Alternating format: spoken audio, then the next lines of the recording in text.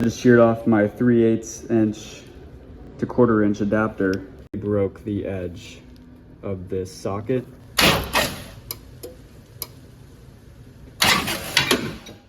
Stripped the bolt. So I've got this heavy duty 19mm wrench. I just stripped it even more. The new bolts for the timing belt tensioner haven't even shipped yet. They really make this hard to mess up. There's unfortunately some slight misalignment that I'm seeing. Suppose I should try to bend this back before returning it to O'Reilly's.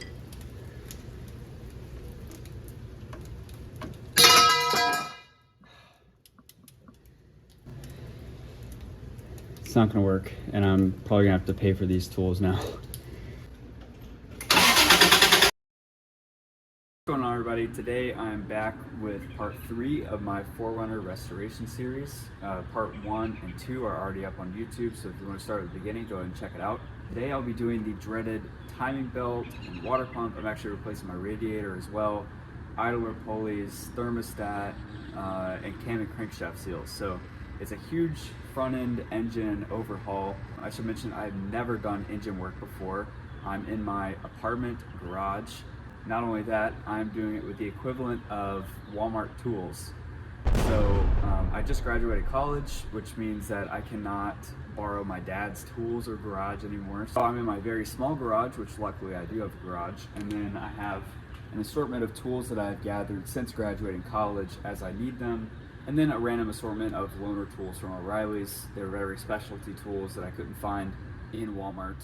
The only specialty tool I did have to buy was this camshaft, crankshaft seal puller. I figured this would make it really easy to get those seals out. Other than that, hopefully I can find some home remedies, so to speak, for the other types of specialty problems I'm going to be facing. But of course, that's part of the fun of what's going to probably be a 10 to 12 hour job. Those little engineering problems that come up that you need to find a solution to is what makes doing this kind of work yourself challenging but rewarding. As far as actual work goes, off camera I went ahead and removed the skid plate and the grill. I didn't feel like that was necessarily relevant to this video. Yeah, it's about 7 in the morning. I'm gonna go ahead and get started by draining the coolant out of the radiator, and then I actually need to run to Walmart to grab a few other odds and ends. So while that's cooling, I'll be gone, I'll come back home and get into the rest of it. I don't know if you guys caught that on the time lapse, but we already had our first mishap. I honestly expected that to drain really slowly, and I probably should have just let it do that. But I removed the radiator cap and the fluid shot out everywhere up into the rear skid plate there. And now it's just kind of slowly draining some more, so. Oh well, on to Walmart.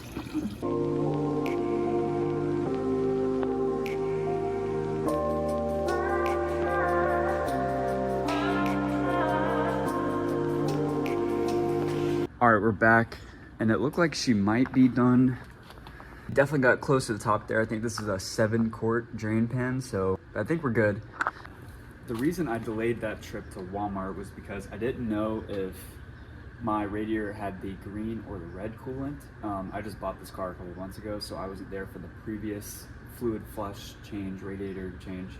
Obviously it's green, so I went ahead and purchased some older vehicle green coolant. And then I went and picked up some odds and ends like gloves, a hex wrench set, and I specifically needed the 10mm hex, so I think I'll probably use that and then just return this to Walmart. And finally, while I was out, I realized I forgot to buy the accessory belts. To add that to the list, we were replacing the power steering belt, the AC belt, and the alternator belt.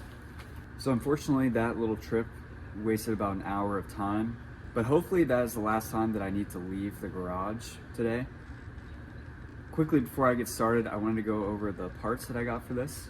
So to start of the show, we've got the ASIN timing belt kit. If you're unfamiliar, this comes with pretty much everything you need for this job. So obviously we've got our timing belt tensioner. This is the water pump. Looks like a gasket for the water pump as well. And underneath all of this are the 2 idler pulleys that we're going to be replacing.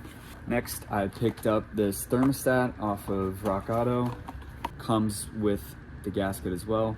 And you can see we're living large. We got an actual Toyota radiator instead of an aftermarket Chinese one. I got lucky that a Toyota dealership a town over had a sale. I think I got this for like $130. Also picked up a Toyota radiator cap, crankshaft seal, and unfortunately I couldn't get the camshaft seals from Toyota. These are from AutoZone. D&J Engine Components makes them. Last but not least, we are not reusing the crankshaft bolt.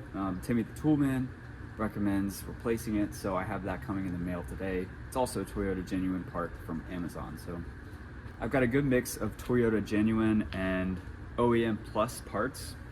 If you've watched the first 2 episodes of the series, you know that I want to keep this car forever and I want to do it right. So I am spending a little more money to get these good genuine parts, but I want to do everything the correct way so that it lasts forever.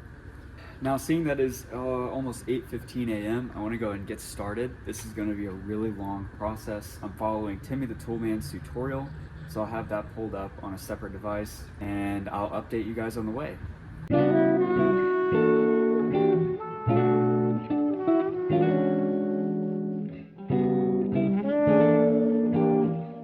Alright, so now that I got the radiator out, I want to show you the difference between this old one and our new Toyota one.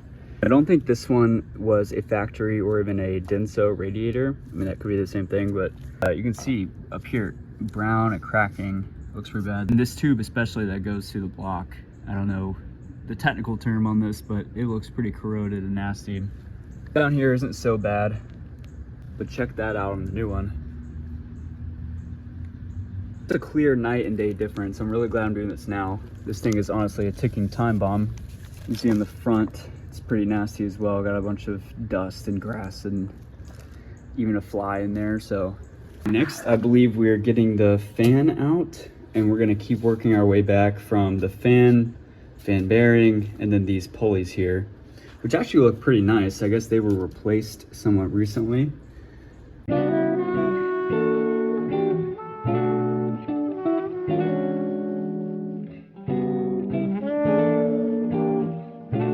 didn't even mean to stop the time lapse there, but I just needed a break, honestly. These bolts for the fan here were so incredibly difficult to get off because they were spinning with the engine. And so I had to wedge a screwdriver in between these bolts here and hold it, push pressure that way, and then loosen the bolts. Such a pain. And now my phone is on 10%, so I will probably keep going, but just not film the next part. I think the next part is getting this off, removing these pulleys, and then these. And hopefully my phone will have enough charge to catch up with you guys after that.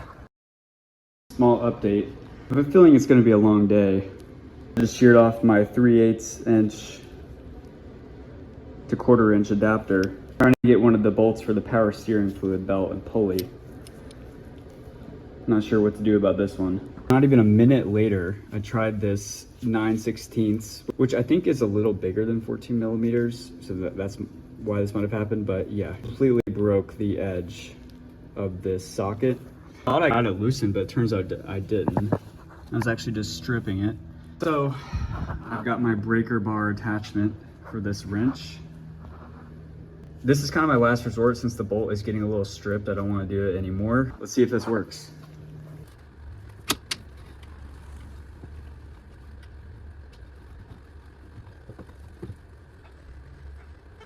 Unfortunately, I don't think it's gonna work. I have the camera on 0.5, so I'm not sure if you can see it, but the garage is getting in the way. Maybe I could close the garage. Yeah, I might try that.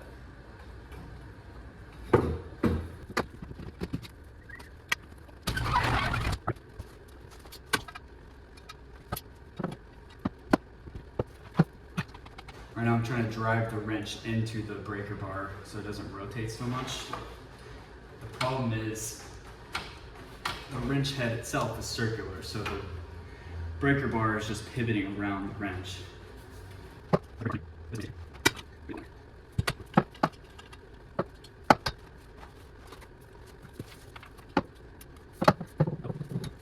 I don't think it's gonna work.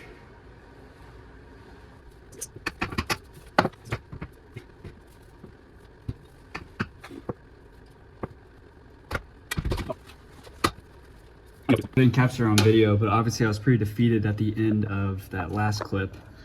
And I just put the wrench in there and stood over here, grabbed it with both hands and pulled as hard as possible. After a couple tries of that, it actually worked. So I just got that power steering belt off. Turns out I didn't even need to loosen the bolt that I struggled so hard to loosen. So I really hope I didn't screw anything up there.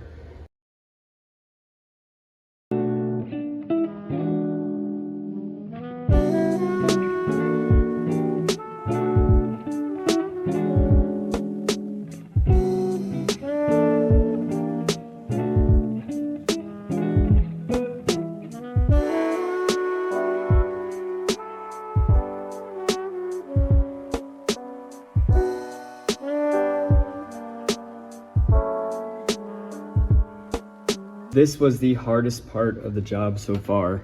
Getting this fan off took between 30 and 45 minutes. This was just stuck in here.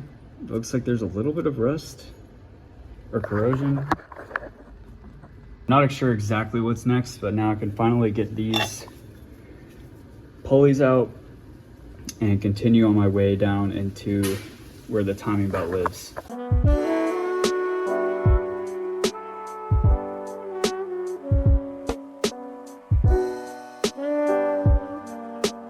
We can finally see the timing belt and all the other stuff we're gonna replace. Water pumps down in there. I don't wanna say the hard part is just beginning, but we do still have to deal with the crankshaft and the camshaft pulleys and seals. That's gonna take a lot of time. I'm starting to get pretty tired, so I'm gonna close up the garage. Went ahead and moved all the random stuff in. It's a real big mess right now, but I'm gonna go regenerate and I'll be back in a little bit. All right, we're back. Did some reorganizing just before I get started. I'm not really calling this part 2 because I have not turned the ratchet to righty-tighty yet. I think next we're gonna move this bracket for the power steering pulley and then this fan bracket.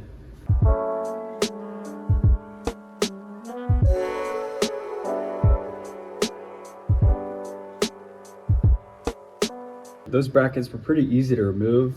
Now we're on to the big bad crankshaft bolt. I was on the fence about doing this method. Basically, we're taking this tire iron, which is, I don't have a breaker bar, so, and then resting on the frame here and then giving the starter a couple bumps to get this bolt loose. Not only do I not want to accidentally start the engine, but also I realized that my tire iron is just barely on the frame here. I think it'll be fine because I've done a few revolutions with this and it does come to rest every single time on that part of the frame. It's a little jiggly when you're just messing with it, but when you're actually spinning the motor, that's where it goes.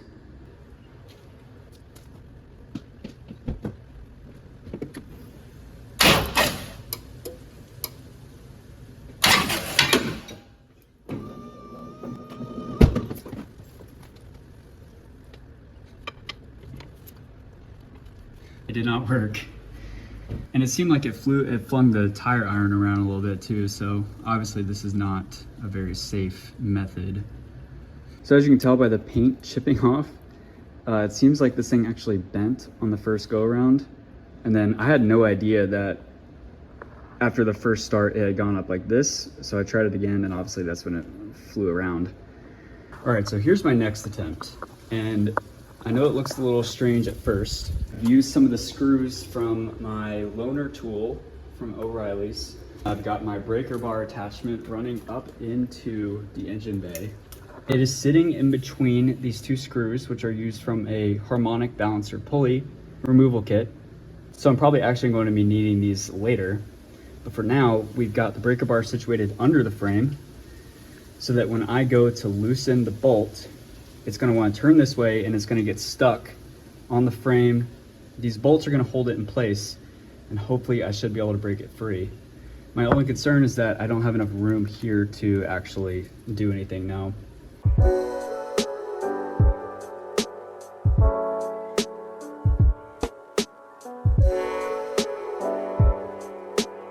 All right, so that didn't work.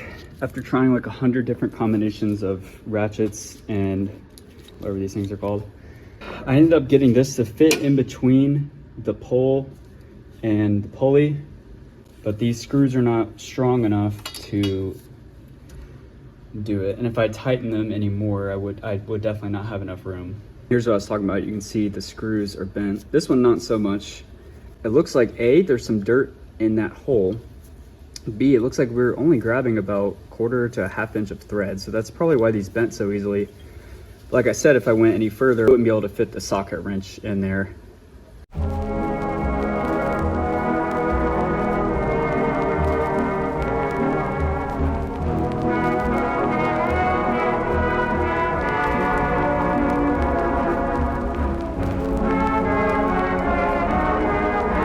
Got the new breaker bar in place.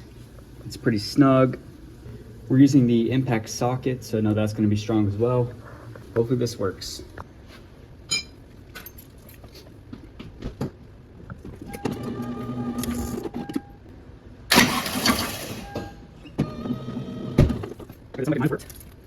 Oh yeah, look at that. Whew. That is a relief. Engine's not spinning at all.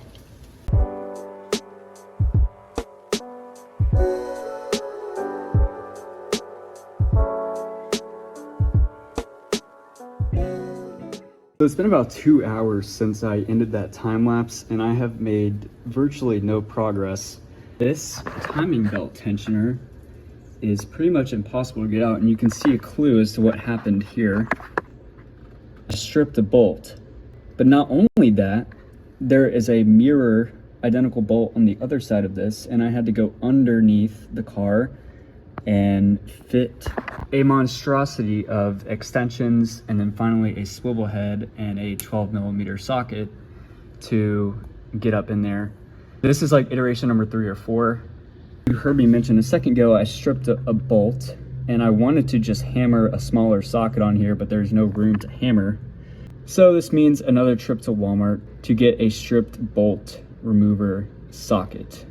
This has been such a waste of time. This thing, I don't even know how I'm going to tighten it back on at this point. Silver lining is that I did figure out an easy-ish way to do this back bolt. It took me probably an hour to figure it out. I've accepted the fact that I'm going to be doing this at night.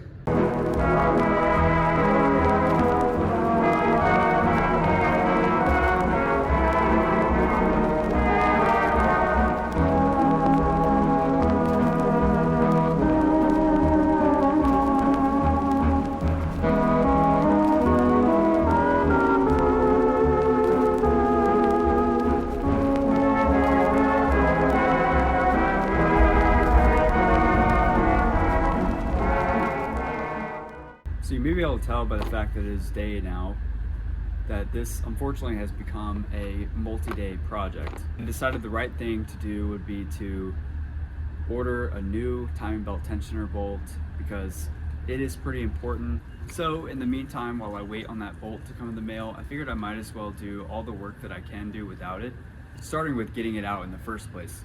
In order to get it out, I went ahead and ordered this set of extractor sockets on Amazon. They've got this like flower type pattern instead of the normal hex pattern. Once I get that out, I will be able to remove the timing belt itself. Unfortunately, I won't be able to do the camshafts today. I figured I better be safe and sorry and order one of those specialized holder tools instead of trying to engineer something myself.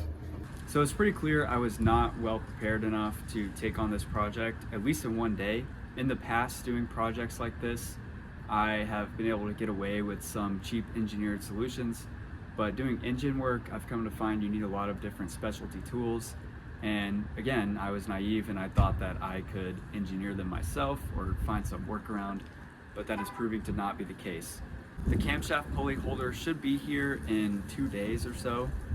So like I said, today I'm going to get to work on what I can do, and then in 2 days, hopefully I'll be able to wrap up the rest of the project. I haven't tried this, but I realized that this socket head itself is a hex bolt, and it's a 19mm, so I've got this heavy duty 19mm wrench.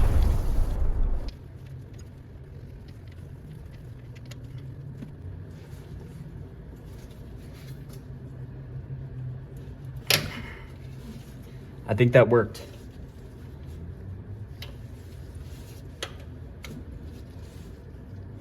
Oh, I can't tell. I might have just stripped it even more. really cannot tell at all. No, it's turning. So now I've got to reassemble my long train of extensions to get the other side. Just to show how insane this is, you can see I have this extension going all the way up, and it goes up and gets the other side of the timing belt tensioner on the other side of here. You can see a glimpse of the extension going up right there. Okay, it took a lot of back and forth between getting on the ground to get that back bolt and then continuing on the front bolt. But here's that timing belt tensioner. Definitely needed replacing. I don't know if this oil seepage is from it or not, but look at that seal on the inside there. And then here's that strip screw. I mean, you can see it's basically a circle now. For comparison, here's the back bolt.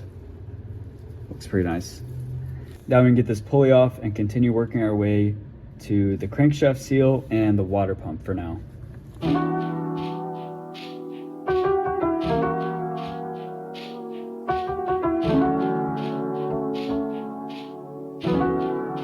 Here's a look at the old one. I mean, it doesn't look so bad. I'm not really a good judge of these things. Then we removed this idler pulley. Again, this didn't look too bad. There was no oil seepage. The bearing feels pretty good. It spins. This one I had to get the breaker bar out for to get this 10mm Allen socket out. On getting it out, it honestly smelled really, really bad. So you can see that's the hole that came out of there. And here is where that screw went into. And I noticed on the Timmy the Toolman tutorial that there's supposed to be a washer in between here and that hole there, and there's not. So I wonder if that has something to do with the smell. I'm honestly not quite sure. I was working on removing this water intake hose apparatus where the thermostat is. And then the next step is actually to come back up here and remove the camshaft pulleys, which again, I mentioned earlier, I don't have the specialized tool for. Unfortunately, this means that I won't be getting to the water pump today like I originally planned. And I really want to do that so that I could say I actually started to put some things back onto the engine today. But instead of proceeding and just opening up another hole in the engine and then leaving it like that, I figured now is just a good stopping point. I already got 2 of the 3 bolts off. We'll come back when we get that specialized tool. I just got this in the mail and I don't want to waste any time. You can tell it's already a little dark outside. The goal for today is to get these camshaft pulleys out, get this timing cover off, do the seals under here, do the water pump and the thermostat. That will start the process of putting things back onto the engine, which would be a huge milestone for this project because we're currently on like day 4 or 5 total. Unfortunately though, the new bolts for the timing belt tensioner haven't even shipped yet, so it's going to be a while.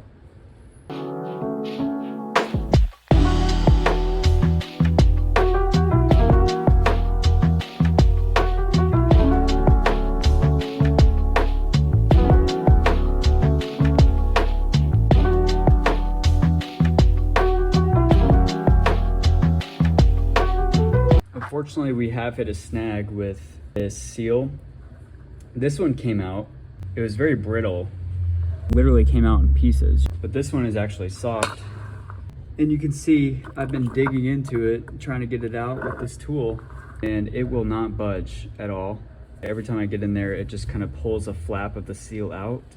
And so I'm not actually able to get any leverage.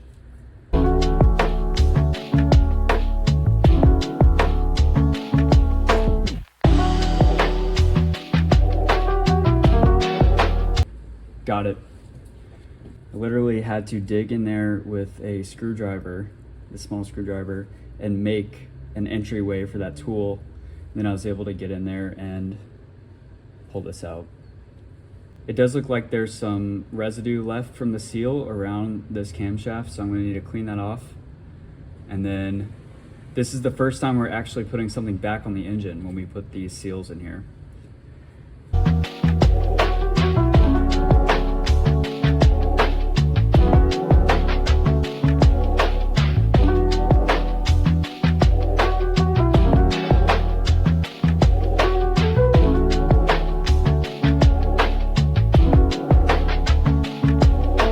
This is the moment I've been looking forward to since day 1. We've gotten the water pump off, which means that we are about to start putting stuff back on the engine. I almost thought I was screwed because the dipstick was in the way, and he actually removes it in the tutorial, but I was like, nah, I won't need to. And it ended up being in the way of removing the water pump. Luckily, there's just like a bolt right here that allows this to pivot just enough for it to come out.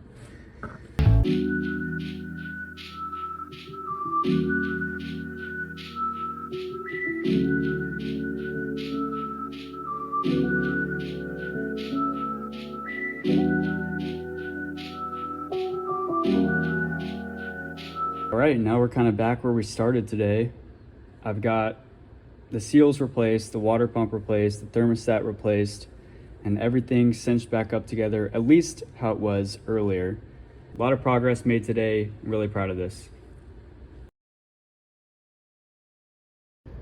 I don't even remember where I left off on the video. It has now been about 2 weeks since I started recording in the first place. As you should remember, I had to order new timing belt tensioner bolts. Those took about 9 days to come in, and I wanted to start work on it immediately, but it was around Thanksgiving time. And finally just went and pulled them out of the mailbox. This is what I've been waiting on to finally complete this job. I want to see how far I can get tonight. My goal is to be able to pull an all-nighter and just get this done. I don't think it should take too much longer. Off camera, went ahead and did the idler pulley here and the crankshaft seal, and I went ahead and put the sprocket back on just to protect it. I finally have those timing belt tensioner bolts, so I'm going to put those in, then I'm going to put this idler pulley in here and go from there. One major hangup I'm anticipating is this crankshaft bolt. This thing has to be torqued to 218 foot-pounds. I don't have a specialized tool for this, so my plan is to hold the crank sprockets using that specialized tool that I purchased and just crank down on the bolt. So other than that, I'm eager to get started. Let's do this. For comparison, here's the old versus the new timing belt tensioner. It honestly doesn't look that bad, except for inside where the piston actually is. Also, this rubber like gasket was long gone.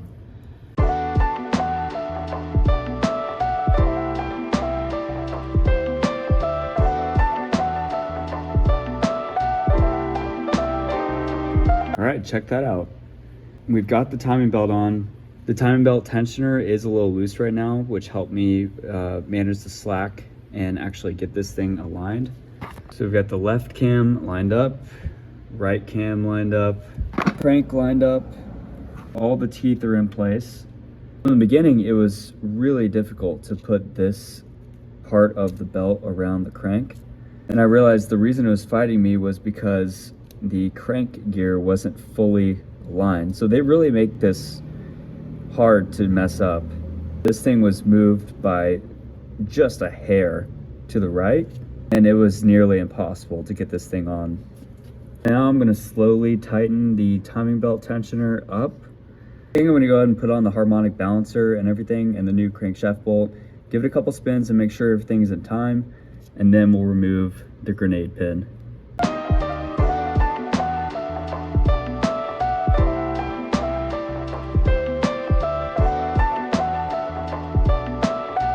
I've got this tight, and we've still got a little slack here, which is desirable. We've got barely any slack here. I've seen conflicting things online about when to pull the grenade pin. There's a video by a Toyota like master technician, and he pulls it before testing the timing. And a couple other tutorials do it after testing the timing. And then I consulted ChatGPT, and it said to do it before testing the timing. The issue is there's slack here, and that is unaccounted for basically when spinning the engine. When the engine is actually spinning and running, this tension is accounted for, and it shouldn't be able to slip a tooth or anything. Pulling this grenade pin for me is the point of no return because I don't have a way to clamp it back down. Obviously, if it came down to it, I would figure out a way. I'm leaning towards going ahead and pulling the pin. I've gotten everything lined up. Well, I went ahead and did it. I didn't honestly mean to. I was looking up on Google trying to find some more data on when to pull this. I saw somebody saying that the way they inserted their timing belt tensioner, they mangled the pin and it was impossible to remove, so they had to remove the timing belt tensioner and start over. And I wanted to make sure that wasn't the case for me, so I started pulling it a little bit. It wasn't budging and I thought I was screwed, and eventually it just popped out. So I'm gonna wait probably 5 or 10 minutes just for this thing to fully extend. Maybe I'm too confident, but it's such a pain to remove the crank bolt. I'm gonna go ahead and just work my way towards that point, and then I'll test the engine, and fingers crossed everything will be fine.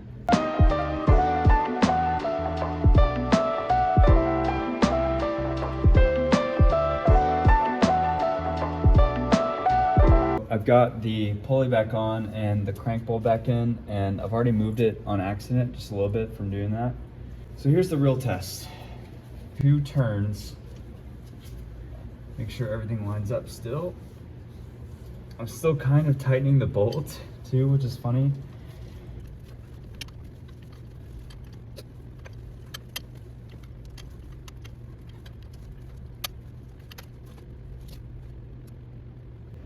Okay, everything looks decent on the first pass. There's unfortunately some slight misalignment that I'm seeing.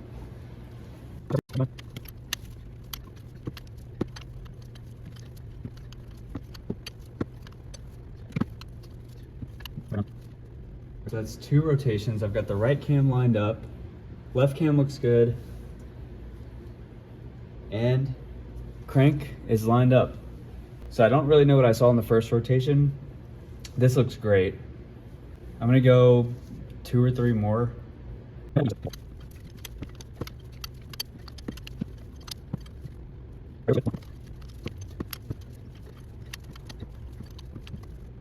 Our 4th rotation, everything looks perfect. That is good enough with me. Whew, that is a relief. It's now time to torque down the crankshaft bolt. But unfortunately, there's one problem. My Amazon torque wrench only goes up to 170 foot-pounds. For some reason, I was under the impression that it went up to 250. So I think I'm gonna stop here tonight. It's honestly getting really cold. Probably gonna go either try to find something from Walmart tomorrow or rent a giant torque wrench and go about it that way. So I'll see you tomorrow. Okay, I've got this torque wrench set to nearly 220 foot-pounds, and I'm gonna try the setup that I did earlier in the video to get this bolt off. The only thing is I'm not gonna thread them in that far. I'm literally just sticking these in here, and I'm hoping that the torque spec isn't enough to actually bend these.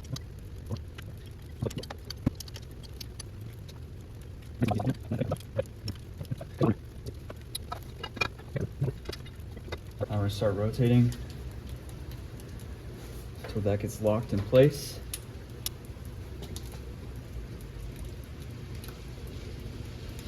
Oh yeah, we're just bending it.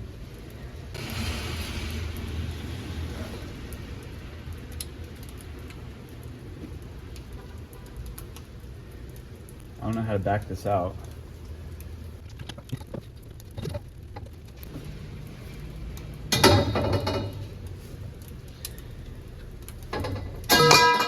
Yeah, that was basically the best way to do it there.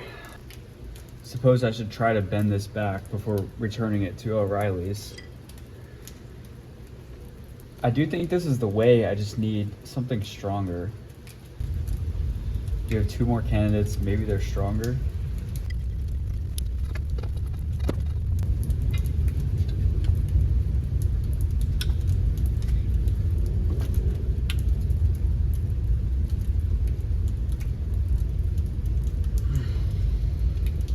I think I'm just bending it again.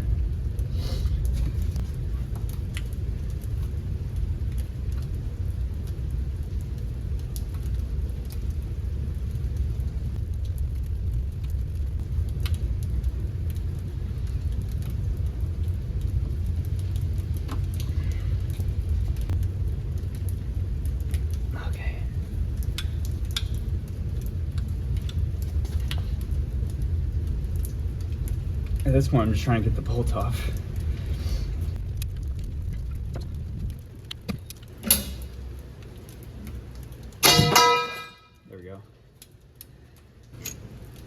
This one actually kind of held okay. I don't think I got any tighter. So these are from a different kit and they held up a little better than the ones that bent like crazy. I know this one's already bent, but I might just try to use these and see.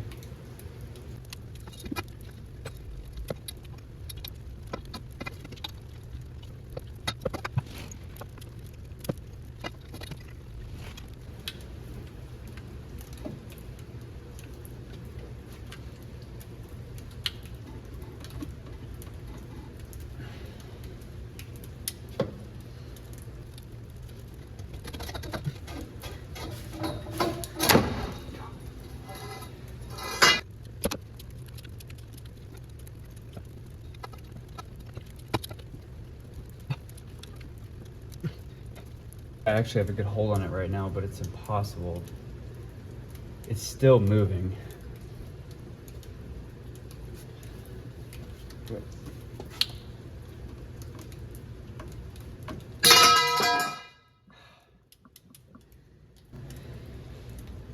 It's not gonna work, and I'm probably gonna have to pay for these tools now. I'm not at a total loss yet though. I was just reading online and I saw where people say that with a manual transmission, you can put the car in gear and you're able to turn it that way. And they also mentioned the higher the better. So I'm gonna stick it in fifth. Definitely a lot more resistance now. I'm gonna move these failed attempts.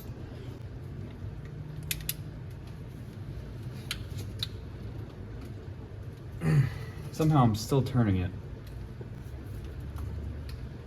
Okay, there we go.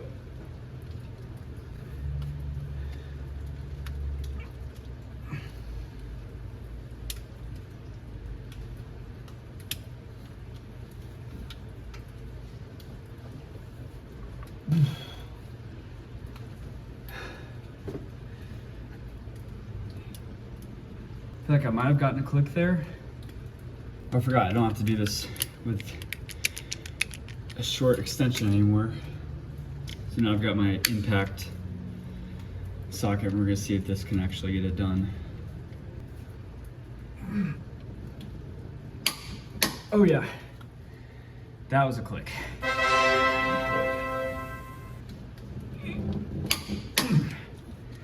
Pulley was moving with it.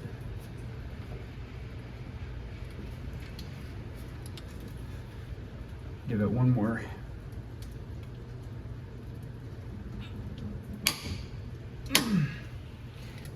I ended up getting my wife to help me with this. I had her go and stand on the brakes just to prevent any extra movement. I don't even know if that affects anything since all four tires on the ground, but just to be absolutely sure, she did that and I cranked on this and I even set the torque wrench up to 220 foot-pounds just to be absolutely sure.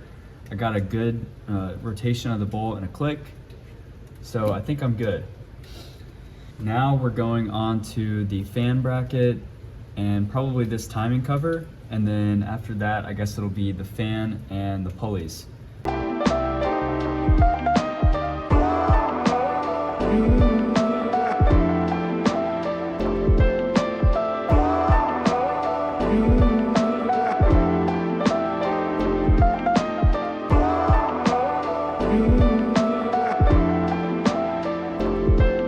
Things were going pretty smoothly until I noticed that the cam position sensor wire is back behind the cover that covers up the cam seals, and it's supposed to clip in here, and you can see back there it's actually lodged behind here. In the spirit of doing it the right way the first time, I'm going to take the cover back off and probably disconnect the wire and try to fish it out from back under there and actually get it out in front like it's supposed to be.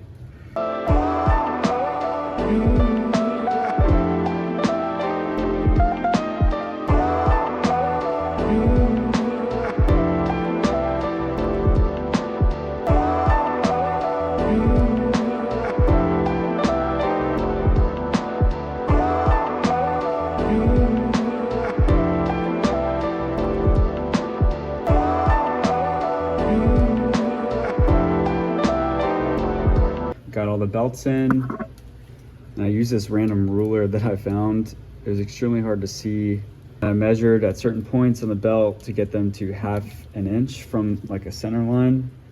All of mine were a little less than 1/2 inch, which I think is fine because they'll probably loosen up when I run it the first time. But anyways, new serpentine belts, and we've hit like our final milestone, which is dropping our new radiator in.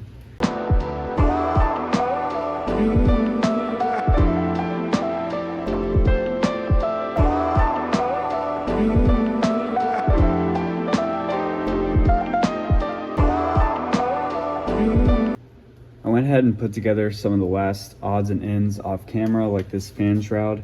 Got the radiator hoses on, overflow hose, and I'm about ready to start putting some coolant in. So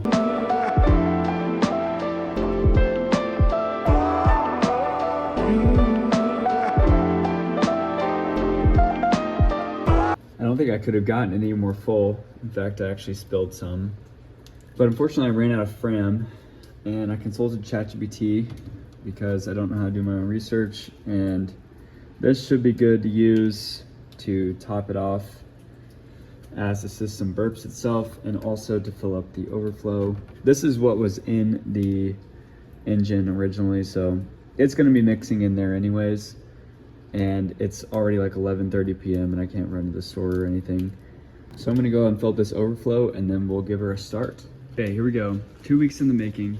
I'm honestly not expecting it to start right away because it's been sitting cold for 2 weeks. I might have to jump start it, or we could just get a glorious cold start. So let's see what happens.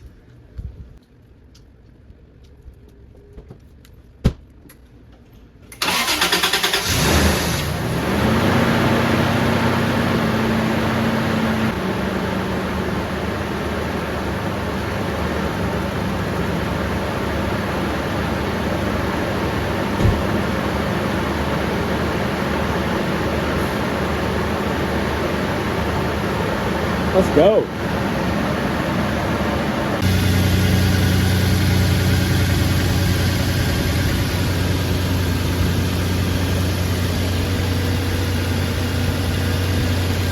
Honestly, runs smoother than it used to. I wish I got a video of it running before.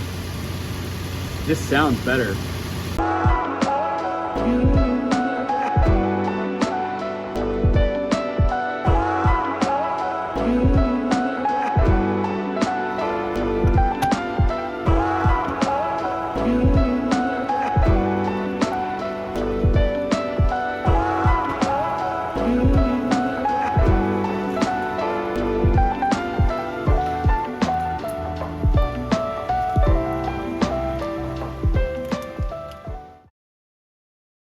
All right, so I finished that workup at around midnight last night, and I was super excited. I gave it a little test drive, and honestly, things felt smoother, especially between first and second gear. That was really odd that I could get around in the parking lot. I went ahead and burped the radiator last night, and all that's left for me to do now is tighten up the serpentine belts and put the skid plate back on. I don't think I'm going to show that in this video. Instead, I'm just going to sign off here and say thank you for watching. If you made it this far, please leave a comment. Let me know if I did anything wrong, or if I could have done something better for next time. And of course, feel free to like and subscribe.